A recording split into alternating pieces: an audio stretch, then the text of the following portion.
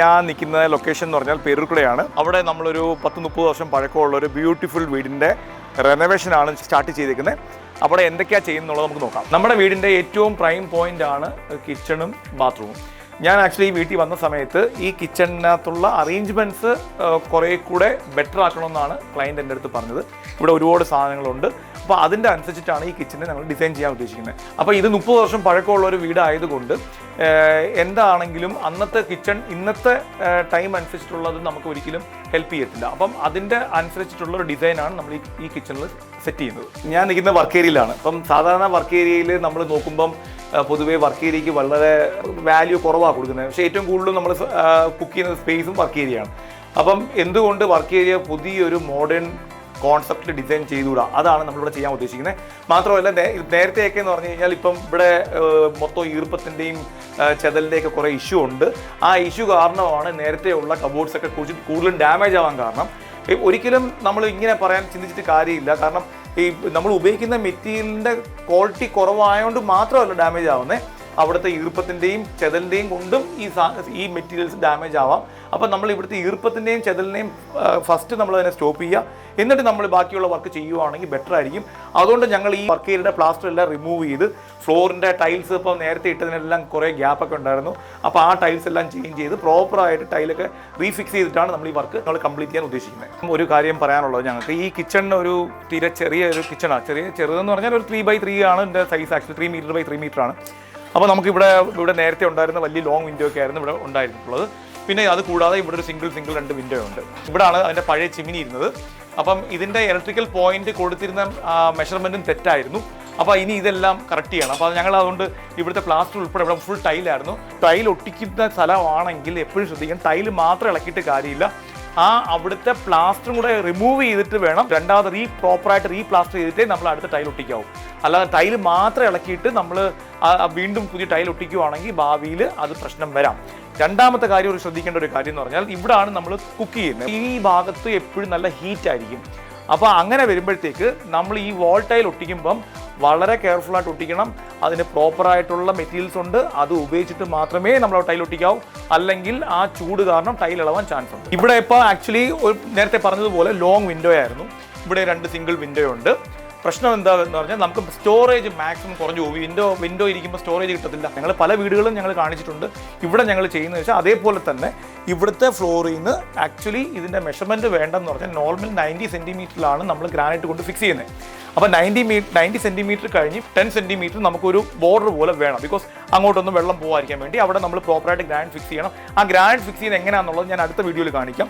അത് കഴിഞ്ഞിട്ട് നമ്മൾ കറക്റ്റായിട്ട് ഡാഡോ വരുന്ന ഭാഗത്താണ് നമ്മൾ ഇതിൻ്റെ വിൻഡോ പ്ലേസ് ചെയ്യുന്നത്. നമുക്ക് ലോങ് വിൻഡോ കൊടുക്കാം, ഷോർട്ട് വിൻഡോ കൊടുക്കാം.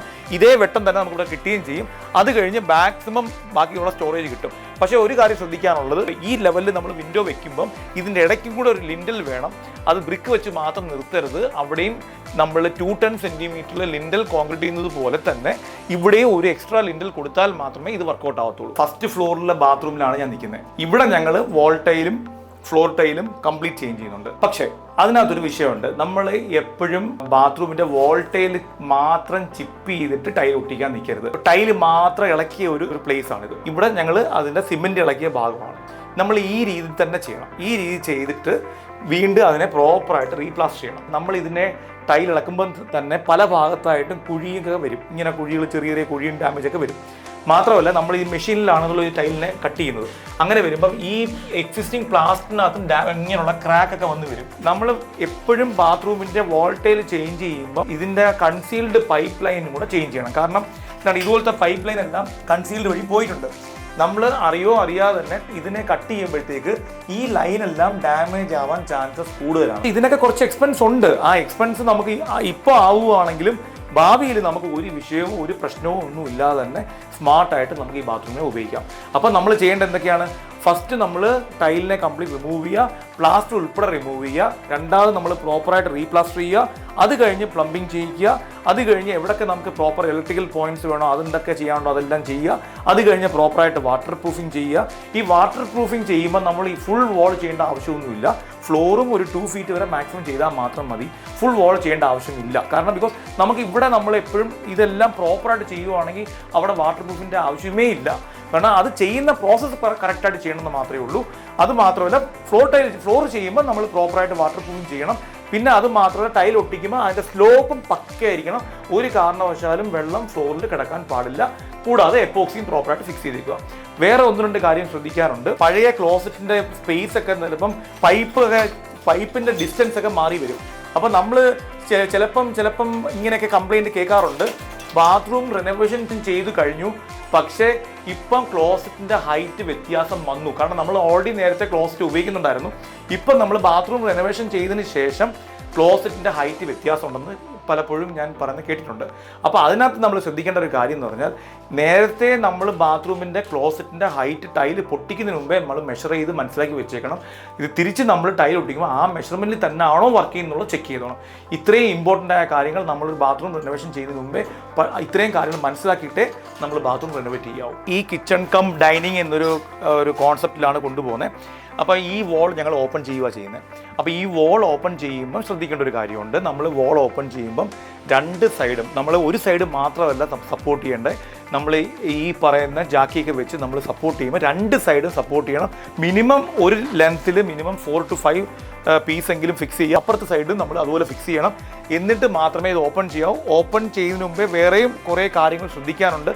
കാരണം ഇത് 3 സ്റ്റോർ ബിൽഡിങ്ങാണ്. 3 സ്റ്റോർ ബിൽഡിങ്ങും 2 സ്റ്റോർ ബിൽഡിംഗ് ആണെങ്കിൽ തന്നെയും നമ്മളിത് ഓപ്പൺ ചെയ്യുന്നതിന് മുമ്പേ നമ്മളത് വളരെ ശ്രദ്ധിച്ചിട്ട് നമ്മളിത് ഓപ്പൺ ചെയ്യാവും.